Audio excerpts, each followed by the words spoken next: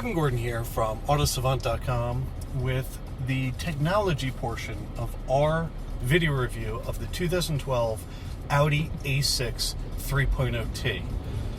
This Audi is outfitted with almost all of the technology you can get in Audi's lines these days. You get Audi's navigation with MMI Touch, which means you get a touchpad down here to do entry, and we'll go through some examples of that. This car also has LED headlights, radar-guided cruise control, which can come to a complete stop, and we'll do some demos of that, heads-up display, and some few interesting features that really are pretty distinct and impressive. You know, I think it's important to note that this Audi nav system with Google Maps integration and if we open it here, you'll see you get a little SIM card, also a 3G hotspot. So literally on my iPhone right now, I'm connected to the car, and any data that I'm getting through the car's data plan. What I find impressive about the Audi tech package is the fact that it's been on the market now for, in technology terms, quite a while, and it seems to be aging quite gracefully. When it first came out, and we saw it last year, beginning of last year, it was kind of mind-blowing, and today a lot of other people have stepped up their game, but still the Audi system manages to be, impressive and new feeling, despite the fact that it has been around for a year or two, which, the big challenge for the auto manufacturers is going to be to continue to innovate that quickly and put this stuff in as people demand it. So let's talk a little bit about the navigation and interface to this, and I'll go through some still pictures where we need to highlight things. You basically get 4 quadrant buttons in 2 places with Audi's nav system. So you get 4 around the outside, which gets you to nav, telephone, radio, and media. Yet again, the Volkswagen Group seems to like to split radio stations, AM, FM, and Sirius from media, being iPhone connectivity or Bluetooth connectivity. It's just one of their preferences, and I suppose that's fine. So the Nav Screen, you get a nice clear display. It's no longer the biggest thing on the market, but it still works quite well. And despite the fact that it has no kind of shroud around it, it'll actually open and close and disappear as you turn off the car. It doesn't really get washed out by the sun. It does a pretty good job of staying clear and easy to read, independent of the situation. So you get your 4 buttons around the outside. You also get 4 buttons around this rotary controller, and the rotary controller in the Audi is fixed from a position standpoint, so it's not like you can move it and go pick a spot. It's literally just for rotation, and in the maps view like we are now, it zooms in and out. One of those niggling little things every time I get into a German car like this, I always find myself doing backwards, is I turn to the right, righty-tighty or righty-ish, you'd screw in, it zooms out of the nav screen, and as you turn to the left, which I would think would pull away, it zooms in. But it's one of those things, as you live with the car, you get used to pretty quickly, and what's the big deal of the fact you have to turn it back the other way. So the 4 buttons that surround the rotary knob always relate to the 4 quadrants and the 4 menu items you get on the screen. So route, info, settings, and destination.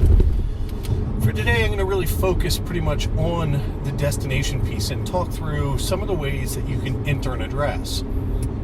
All of these, as you do them, it will warn you as you go through to start to do it. So let's say I want to drive to the beach. I'm going to go in here and start typing in C.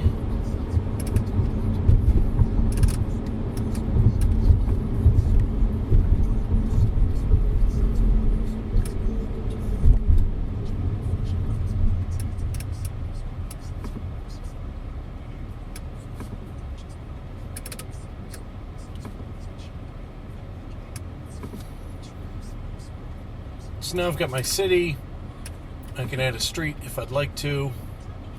And again, I want to get to numbers. They wind up being a button push away. I want to go to 78th Street, CIL. And start route counts. Your route is being calculated.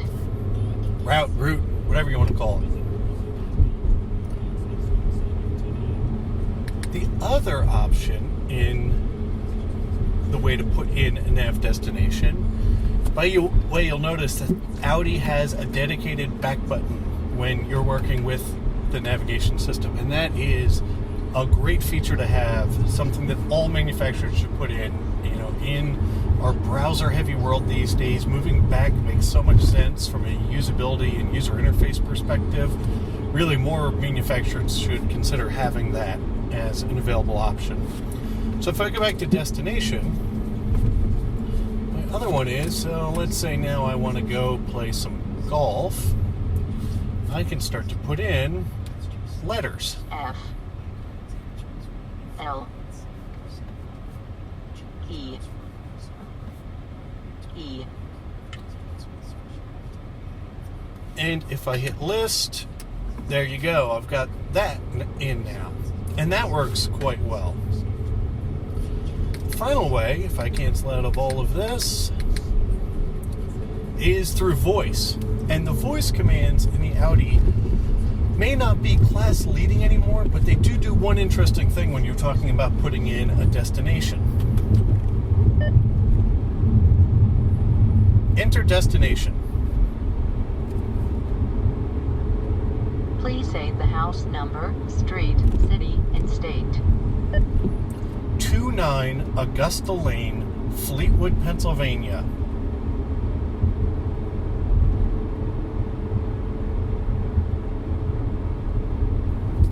The list is being loaded. It's working.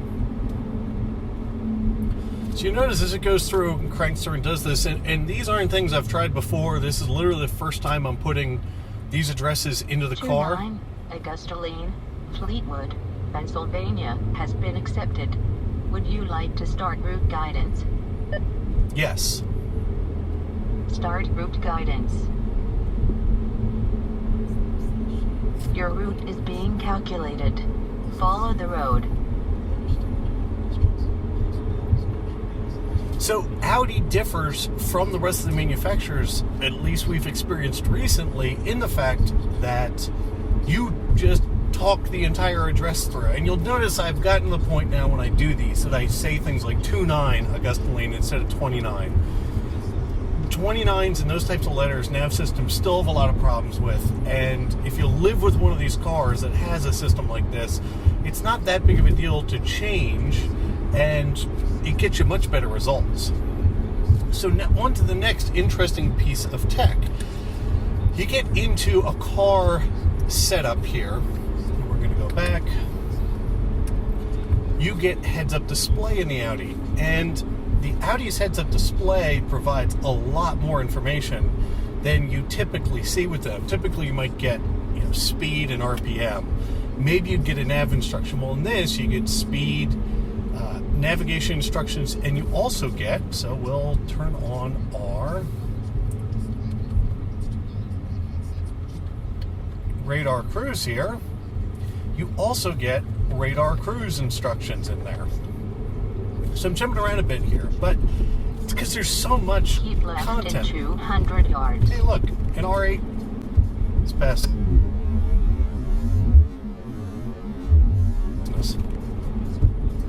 I am now fully in radar cruise, right? Now keep left. No feet on the pedals at all. And you can literally sit here and crank up the radar cruise to whatever speed you want, and it tells you that in the heads-up display. I realize you guys can't see it, but I'll show you a picture at least of what it looks like.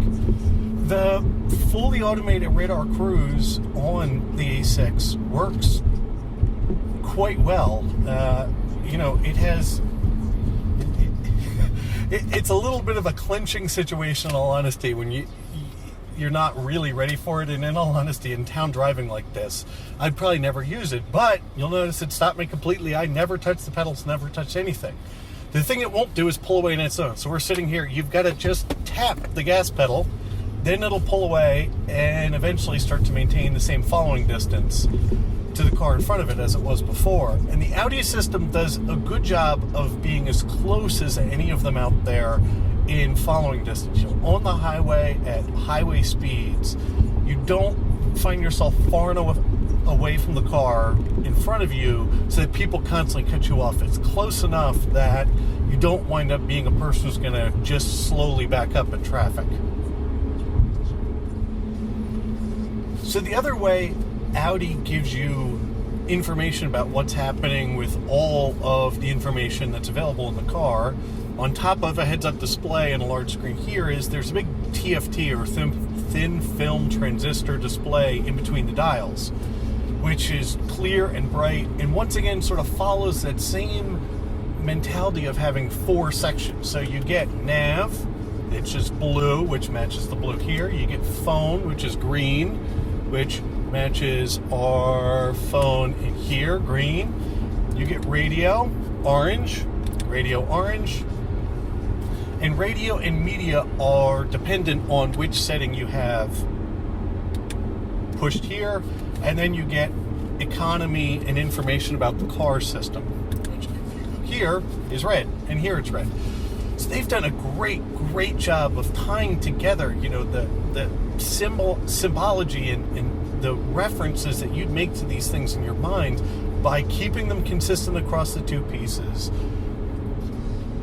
So I said there's 3 ways to input a destination into Audi's nav system? Well, really there's actually a 4th, which is this menu called Online Destinations.